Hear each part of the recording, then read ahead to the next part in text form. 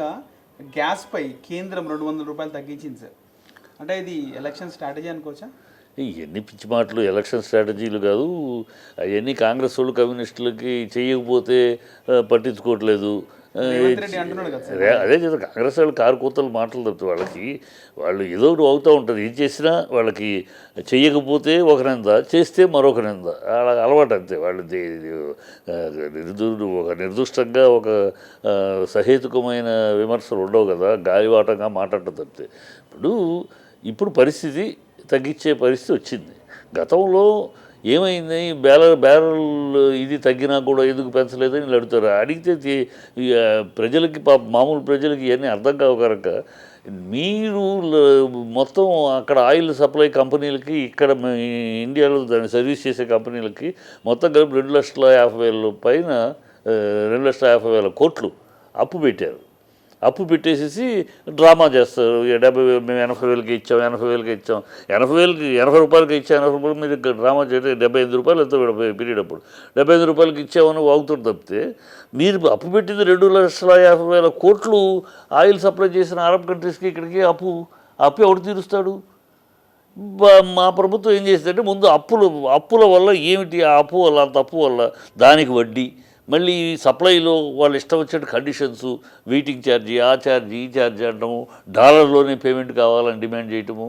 అప్పు కనుక వాళ్ళ మాటలకు అన్నిటికీ సరెండర్ అవ్వాల్సి వస్తుంది. అది ఒక తలకు మోపిడిలాగా పెరుగుతూ ఉందో, పాపం పెరిగినట్టు పెరుగుతుంది. అలా కాదు, ముందు అది బ్రేక్ చేస్తే కానీ అని ఈ బ్యారెల్ రేటు తగ్గటం వల్ల మిగిలిన ఆదాయాన్ని అప్పు తీర్చడానికి చేసింది గవర్నమెంట్. ఇవాళ మొత్తం అరబ్ కంట్రీస్కి కట్టాల్సిన, కాంగ్రెస్ ప్రభుత్వం చేసిన అప్పు అంతా తీరిపోయింది. ఇక్కడ లోకల్ కంపెనీస్కి కట్టాల్సిన భారతీయ పెట్రోల్ వాళ్ళకి కట్టాల్సిన అవి కూడా తీరిపోయింది. ఇంకా కొంత ఏదో ఉందో అది కూడా తీరిపోద్ది. తీర్చేసి ఇవాళ మనం ఏం చేస్తున్నాం, అరబ్ కంట్రీ సప్లైకి మేము డాలర్లు ఇవ్వం, మా ఇండియన్ కరెన్సీలోనే ఇస్తాం. అది కూడా సగం కరెన్సీ ఇస్తాం, సగం గోధుమలు మెటీరియల్ సప్లై ఇస్తాం. ఇట్లా చెప్పి నోరు మూసుకుని ఒప్పుకుంటున్నారు. వడ్డీ లేదు, ఏమి లేదు, వెయిటింగ్ ఛార్జ్ లేదు, ఆ గొడవ లేదు, మన చేస్తాం. ఇప్పుడు ఇంకా మనకి అప్పులు తీరటం అయింది. ఇప్పుడు ఇంకా మనకి రష్యా నుంచి ఇది ఆయిల్స్ దిగుమతి చేస్తుంది, ఇంకా తక్కువ రేటుకి వచ్చింది, తక్కువ రేటుకి వస్తుంది, మనం సప్లై చేసుకుంటున్నాం. అమెరికా కాదన్నా కూడా, అమెరికా శాంక్షన్ పెట్టినా కూడా అమెరికాని కూడా కేర్ చేయకుండా మనం తెప్పించుకుంటున్నాం. ఈ కుదిరింది కనుక ఇప్పుడు నెక్స్ట్ నౌ డిస్ట్రిబ్యూషన్. ముందు నెత్తి మీద ఉన్న నీకు ఇల్లు ఉందమ్మా, నీ ఇల్లు ఉంది, ఒక ఇల్లు, నువ్వు నా ఇల్లు నడుపుతున్నావు, అనుకోకుండా డబ్బు వచ్చింది. ఆ డబ్బుని ఏం చేస్తావు నువ్వు? ముందు నీ చుట్టూ ఉన్న అప్పులు గిప్పులు అనేది తీసుకుని కదా, తర్వాత నీవు సోఫా కొనుక్కుంటావు, ఇంకోటి చేస్తావు. అంతేకాని ముందు డబ్బు రాగానే టకటక నువ్వు వెళ్ళి నీ చూసేసుకుని తర్వాత అప్పులు కడతావు కాదు కదా. అలాగే ఇవాళ భారతదేశానికి అనుకోకుండా బ్యారెల్ రేటు తగ్గిపోవడంతో టక్కన డబ్బు వచ్చేది, కుదిరింది. ఆ కుదిరిన డబ్బుని మనం పంచుకుంటాం కాకుండా ముందు మన మీద ఉన్న భారాన్ని దించుకోవాలని చేసింది. అది ప్రభుత్వం చేసిన పని. ఈ మనం కామన్ పీపుల్కి పాప తెలియదు, వాళ్ళకి చెప్పలేము, చెప్పినా అర్థం కాదు. మీడియా ఎక్స్ప్రెస్ చేయాలి, మీడియా ఈ డీటెయిల్స్ చెప్పగలగాలి. మన మీడియాలు, మన తెలుగు మీడియాలు అన్నీ ఎవరో ఒకరికి అటో ఇటో అమ్ముడుపోయిన బాపతులు తప్పితే ఎవరు కూడా నిజాయితీగా న్యూస్ కాకుండా వాళ్ళ వ్యూస్ చెప్పటం, న్యూస్ చెప్పే స్థితిలో లేవు మన మీడియాలు. అంతా వాళ్ళ వ్యూస్. ఒక ఛానల్ అని కాదు, కొన్ని ఛానల్ ఈ పార్టీకి అయితే, కొన్ని ఛానల్ ఆ పార్టీకి అయితే, ఇంకో ఛానల్ ఇంకో పార్టీకి. అదే నేను అన్ని పార్టీలు అంటలేదు, అన్ని పార్టీలకి అలా వంతపాడే ఛానల్స్గా తయారయ్యేది తప్పితే మాకు వంతపాడే ఛానల్స్ లేదు. మమ్మల్ని ఏదైనా సమర్థించే ఛానల్ తప్పితే మేమేమి ఏ ఛానల్ని మేము వంతపాడే ఛానల్గా మేము పెట్టుకోం. మాకు లేవు అలవాటు కూడా. డప్పు కొట్టే ఛానల్ మేము లేవు కదా. కొన్ని ఛానల్స్ మా యొక్క దీన్ని, మా సిద్ధాంతాన్ని సమర్థించే ఛానల్స్ ఉన్నాయి. అది నిజాయితీగా సమర్థించే, అది సమర్థిస్తారు. వాళ్ళు కొన్నిసార్లు మమ్మల్ని విమర్శించేవాళ్ళు ఉన్నారు. నేషనల్ ఛానల్లోనూ ఇక్కడ ఛానల్స్ కూడా కొన్ని మమ్మల్ని అప్పుడప్పుడు సమర్థిస్తున్న ఛానల్స్ కూడా మమ్మల్ని విమర్శించే, మతపరంగా విమర్శించే ఛానల్స్ ఉన్నాయి. సార్ మనం చూసాం సోషల్ మీడియాలో కాంగ్రెస్ ప్రభుత్వం 2014లో గ్యాస్ రేట్ ఇంత ఉండే, మోడీ పాలనలో గ్యాస్ రేట్ ఇంత ఉందని చెప్పి చూపిస్తుంది. అదే దానికి రిప్లై, మీరు 2014లో మొత్తం ఆయిల్ కంపెనీలకి వీటికి ఎంత అప్పు పెట్టారు ఆ లెక్క చెప్పమనండి రేవంత్ రెడ్డి. ఎంత అప్పు పెట్టారు, ఎన్ని కోట్లు అప్పు పెట్టారు, లక్షల కోట్లు అప్పు పెట్టేసేసి భారం నెత్తి మీద పెట్టేసి వచ్చేవాడు చూసుకుంటానని పెట్టేసేసి మీరు డ్రామా చేశారు. మేము ఆ డ్రామా చేయదలుచుకోవాలా, మేము అలాగే అప్పటి చేసేసి ఇక్కడ 50 రూపాయలకి మాట్లాడచ్చు, మేము ఆ తప్పుడు చేయాలి. ఇప్పుడు ఇన్ని మాట్లాడుతున్న వీళ్ళు కాంగ్రెస్ ప్రభుత్వాలు, తెలంగాణ ప్రభుత్వాలు. మా బీజేపీ ప్రభుత్వంలో 2 సార్లు పెట్రోల్ తగ్గించాం, 10 రూపాయలు ఒకసారి తగ్గించాం. మీరు తగ్గించలే, ఏం తెలంగాణలో ఎందుకు తగ్గించబోదు? మీరు తగ్గిస్తే 87 రూపాయలకి వచ్చేస్తుంది కదా, 90 రూపాయలకి వచ్చేస్తుంది కదా. మీరు ఎందుకు తగ్గించు? మా బీజేపీ పాలిత రాష్ట్రాల్లో తగ్గించాం కదా, కేంద్రం తగ్గించింది, రాష్ట్రం తగ్గించింది.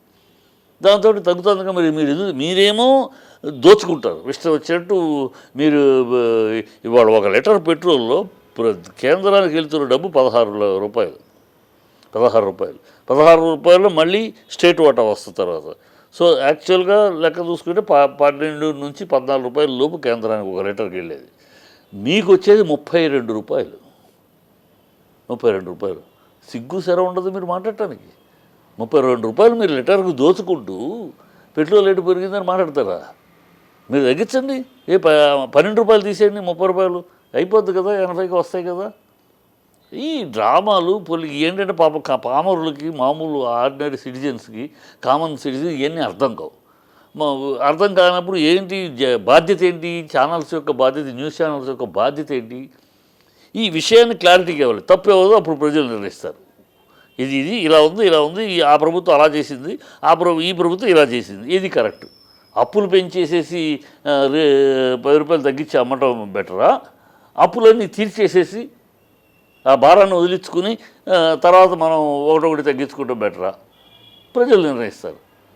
అప్పు నెత్తి మీద భారాలను పెట్టుకుని అప్పు మీద అప్పు, దానికి వడ్డీలు, సంవత్సరం అయ్యేటప్పటికి దాని 2 లక్షల చిల్లర కోట్లకి ఎన్ని కోట్లు ఇది పెరుగుతూ ఉంటుంది. అది ఎప్పటికీ అలా కాదు. దేశం అట్లా వెళ్ళదు. దేశం అట్లా ఆర్థిక గమనం అలా వెళితే మునిగిపోతుంది దేశం. కనుక ఆర్థిక విధానాల్లో కొన్ని, అందుకనే మోడీ గారు 2017 ఎండ్లోనూ 18లోనూ అనుకుంటా ఒకసారి ప్రజలకి విన్నపం చేశాడు ఆయన. ఆ వీడియో కూడా ఇస్తాం కాబట్టి. ఈ ఆర్థిక వ్యవస్థని చక్కదిద్దవలసిన అవసరం ఉంది. మన దేశ ఆర్థిక వ్యవస్థని కొంచెం హార్డ్ స్టెప్స్ తీసుకోవాలి. కనుక ప్రజలందరూ కూడా నాకు సహకరించండి. మీకు కొంతకాలం కష్టమే ఉంటుంది, కొంతకాలం ఇబ్బంది కలిగించిన తర్వాత సుఖంగా ఉంటుంది. ముందు దీన్ని నాకు మీరు సహకరించి కొంచెం భరించండి. సో దట్ మనం ఆర్థిక విధానాన్ని, ఆర్థిక పరిస్థితిని కరెక్ట్గా తీసుకెళ్ళగలం అని రిక్వెస్ట్ చేశాడు ఆయన. రిక్వెస్ట్ చేస్తారు. కానీ వీళ్ళకి ఏముందమ్మా, వీళ్ళకి దేశము ప్రజలు కాదు, వీళ్ళకంతా అధికారం తప్పితే వాళ్ళ కుటుంబం సోనియా గాంధీ ఫ్యామిలీ పిఎంగా కూర్చోవాలి, అదే వాళ్ళ లక్ష్యం తప్పితే వాళ్ళ లక్ష్యం ఇంకోటి అడగండి అపోజిషన్ పార్టీని. మీ లక్ష్యం ఏంటి అడగండి. అడిగితే మోడీని దింపాలి. ఇది 200 రూపాయలు ఇప్పుడు ఎన్నికల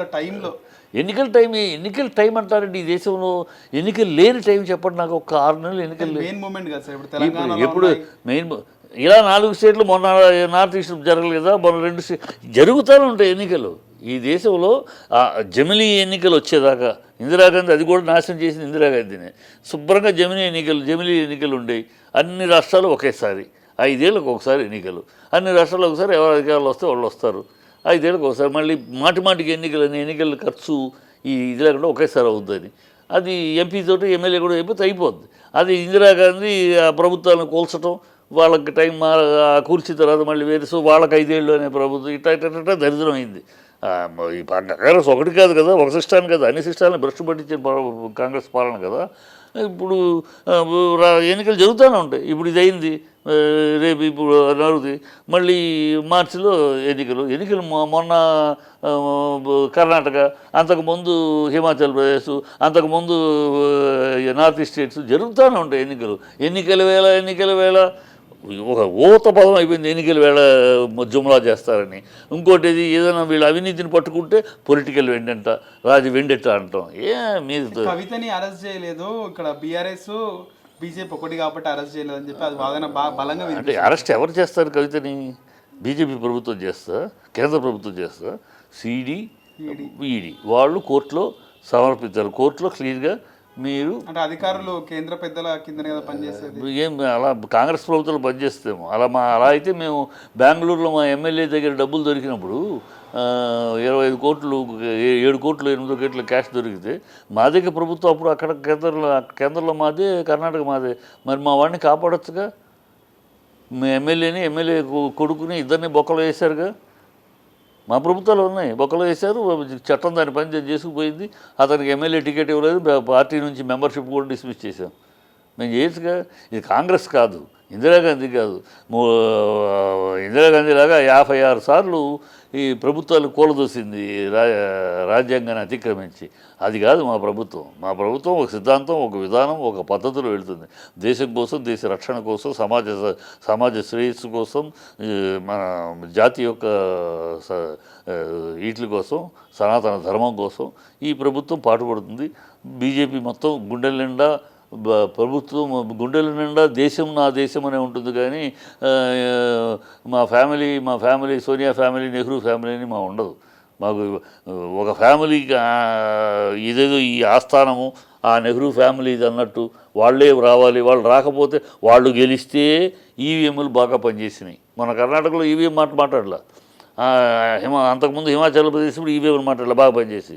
నార్త్ ఈస్ట్లో ఓడిపోగానే ఈఎంలు ఇది వీళ్ళ బుద్ధి. వీళ్ళు గెలిస్తే డెమోక్రసీ బాగుంది, వీళ్ళు గెలిస్తే ఈవీఎంలు బాగున్నాయి. వీళ్ళు ఓడిపోతే మా ప్రజాస్వామ్యం చచ్చిపోతుంది, ఈవీఎంలు పనిచేయట్లేదు, అన్నింటినీ ప్రభుత్వం వాడుకుంటుంది. ఈ దౌర్భాగ్యం ప్రజలు గుర్తిస్తున్నారు.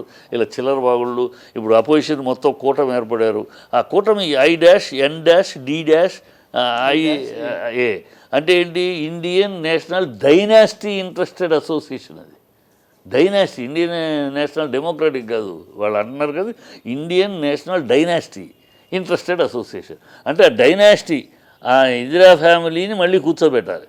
ఆ నెహ్రూ ఫ్యామిలీ వారసుడు కూర్చోవాలి అక్కడ సీట్లో. అంతవరకు వీళ్ళు పోరాటం. వీళ్ళకి కావాల్సింది అదే. మోడీ దిగాలి. ఎందుకు మోడీ దిగాలి? ఎందుకంటే గతంలో లాగా విచ్చలవిడిగా మీరు ఇల్లు ఏదో మరిగిన కోడి ఇల్లు కూర్చుందంటే ఇష్టం వచ్చినట్టు దోచుకున్నారు దేశాన్ని. దోచుకుని బాగా మీ పొట్టలు, మీ కొట్లు నిండిపోయినాయి. ఇది ఒక్కొక్కటి తోడుతున్నాడు మోడీ. ఫుల్ ఫ్రీడమ్ ఇచ్చేసాడు ఆయన ఈడీకిను, ఇన్కమ్ ట్యాక్స్కి కానీ, ఈడీకి కానీ, సిబిఐకి కానీ. మీరు ఎవరిని ఆలోచించక్కర్లేదు. అది ఎవడైనా, ఎంతటి వాడైనా, ఏ పార్టీ వాడైనా మీకు అనవసరం. తప్పు చేస్తే మేము చేయాల్సిన యాక్షన్స్ మీరు తీసుకోండి. మీకు ఎవరు అడ్డురారు, నా తరపు నుంచి ఎవరు అడ్డురారు, నేను హామీ ఇస్తున్నాను, మీకు ఫుల్ ఫ్రీడమ్ అని చెప్పాడు పబ్లిక్గా. వాళ్ళ 25 సంవత్సరాల దీంట్లో ఓపెన్గా చెప్పాడు ఆయన. 50 సంవత్సరాలు జరిగింది మనం. మీరు ఎవరికీ భయపడక్కర్లేదు.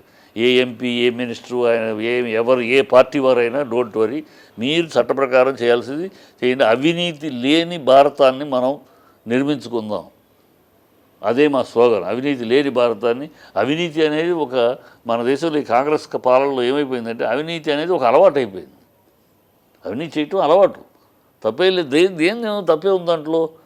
నాకు పని అవసరం, వాడికి లంచం ఇచ్చాను, వాడికి అవసరం వాడు తీసుకున్నాడు, ఏం దీంట్లో అన్నట్టు అవినీతి అనేది ఒక పార్ట్ ఆఫ్ లైఫ్. ఇలా అలవాటు చేసింది కాంగ్రెస్ దేశానికి. ఆ అలవాటు నుంచి ప్రజల్ని తప్పించాలి అంటే ఈ అవినీతి చేసే వాళ్ళందరినీ బొక్కలో వేస్తే కానీ ఒక్కొక్కడిని ఆతుకుపుడు కానీ భయపడరు.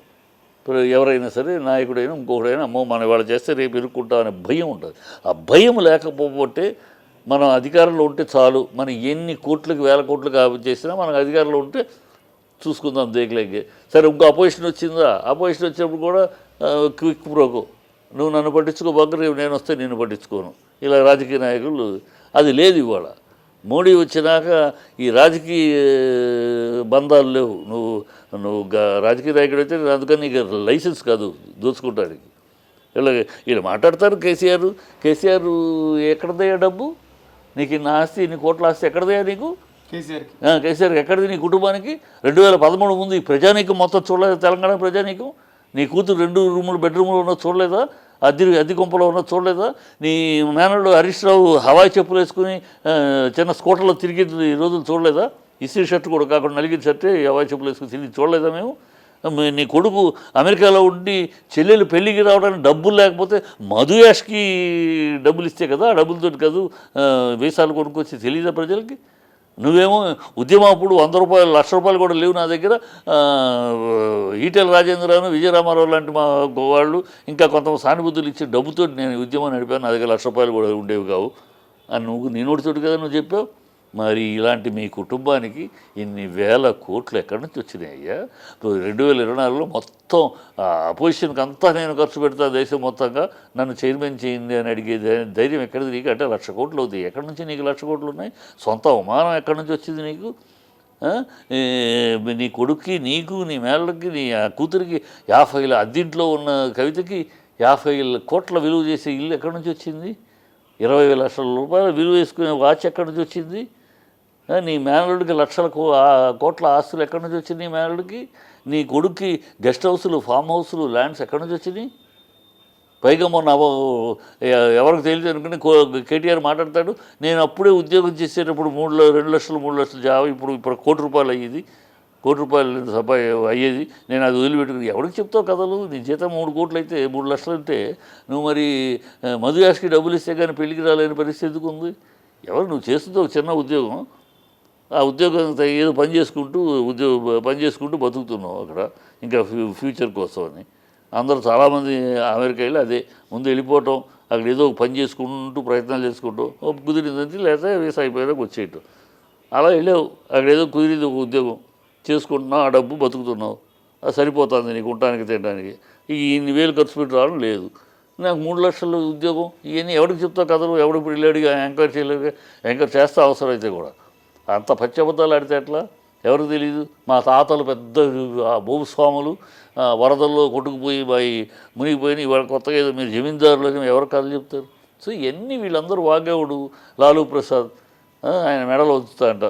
లాలూ ప్రసాద్ ఇప్పుడు మెడ పట్టుకున్నాడంట, మోడీ మెడని కొంచెం తిప్పేస్తాడట లాలూ ప్రసాద్. ఎవడయ్యా నువ్వు? నువ్వు చేసి జైలు హాస్పిటల్ తిరుగుతున్నా నువ్వు, నీ బతుక్కి నువ్వు మోడీ మెడల్ తిప్పేస్తావా?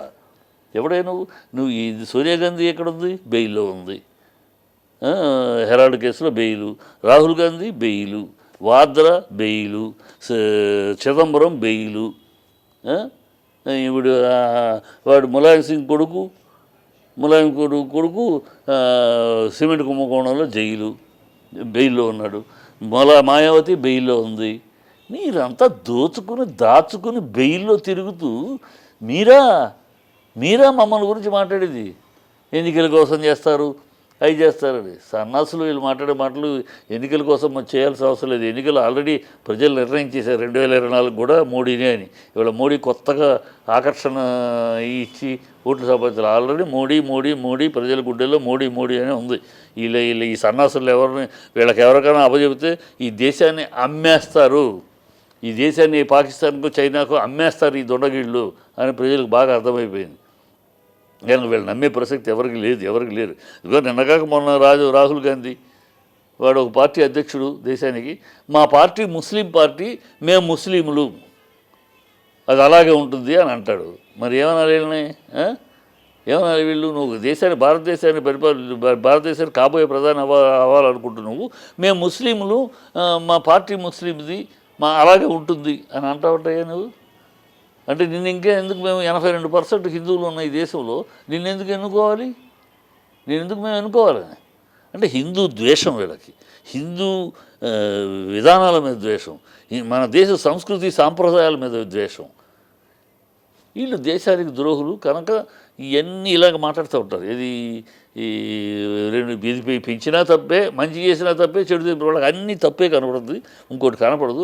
వాళ్ళు భావదరిద్రులుగా ఉన్నారు, బ్రెయిన్లో ఐడియాస్ చచ్చిపోయి డిఫంక్ అయి ఉన్నారు. కనుక ఆ మాటలకి సమాధానం చెప్పగల మేము చేయాల్సింది ప్రజలకి ఇప్పుడు ఏం చేయాలో చేసుకుంటూ పోతున్నాం. అందుకనే ప్రజలు మాకు నిరాజనాలు పడుతున్నారు, మోడీ అంటున్నారు.